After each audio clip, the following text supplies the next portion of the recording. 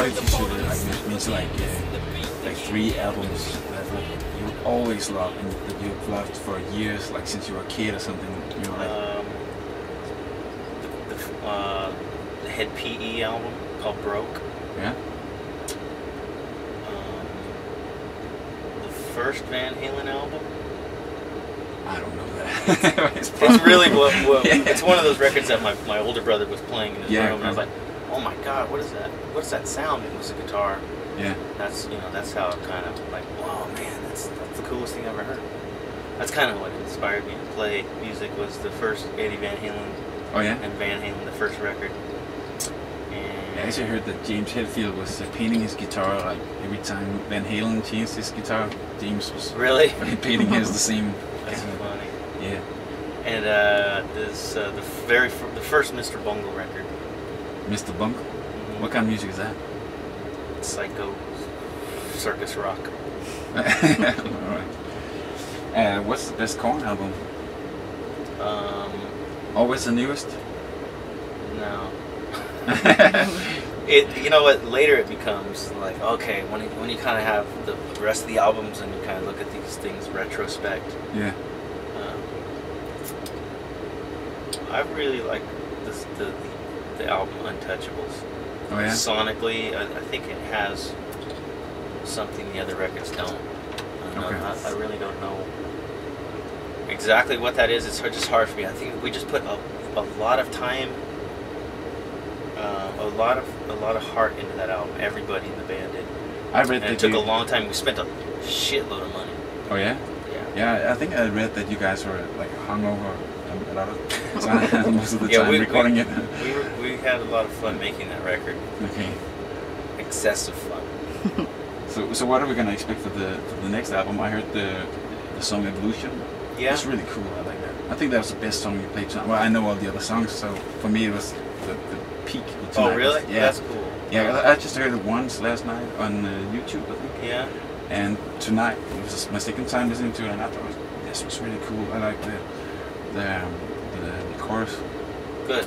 Yeah, the melody in the chorus. Yeah, that kind of, we picked that song as our first single because that kind of has all the elements that the new record, like some of the melodies John does, and some of the music is, the synth bass, that rumbling synth bass underneath it, and that builds up to like heavy metal sections and stuff.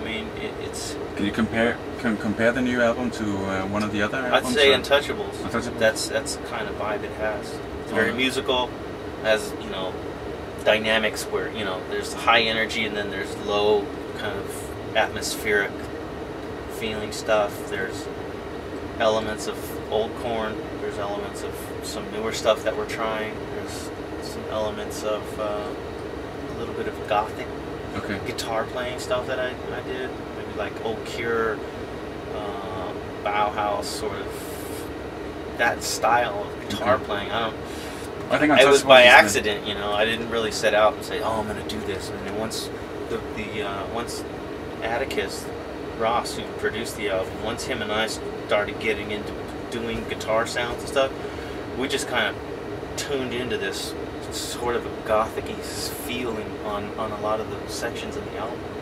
Okay. And it wasn't intentional. It was just like something that it just worked. We needed to kind of venture into, because Korn hasn't really done anything like that until now. Until now. Gonna be exciting. It is. It is. I mean, it's our 8th studio album. Yeah, you guys are getting like big, like history. We got a lot of records, that's for sure. I started a new record label, and it is kind of crazy to do this day and age, and it's hard to sell records these days. I know. Hello. Sorry, are you ready for the next one? Yeah, just a minute. Just a minute? Yeah, I was just right, wrapping up. Okay. Alright, thanks. So anyways, this is these 2 records right here are my first 2 releases. It's the record label called Emotional Siphon Recordings, and this band is a band. They're out of Long Beach, California. They're called Droid, and they're very heavy. This is their debut album, and very cool metal band. Very, very cool. A lot of people I think will like this. And then this is called Monster in the Machine. The bass player from Puddle of Mud and a friend of mine who sings, Josh Freeze, who tours and plays with 9 Inch Nails, did the drums on the record. And I play on a couple songs.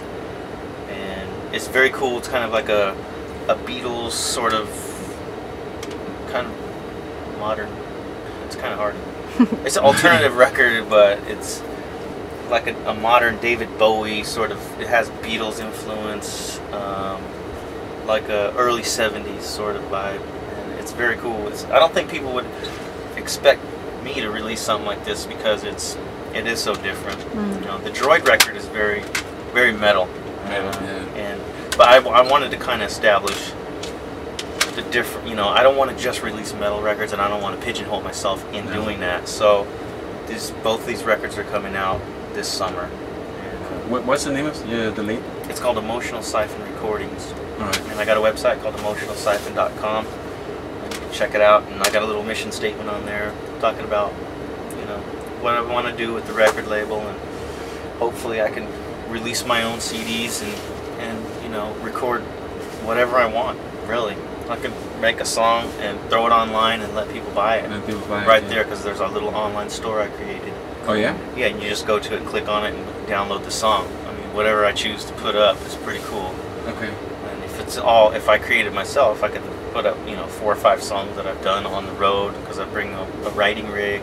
So can you just buy one song at the time? Yeah, you can buy one song. Kind of like iTunes. Yeah, it's just a mini Cool. iTunes thing, but that's it. Alrighty then.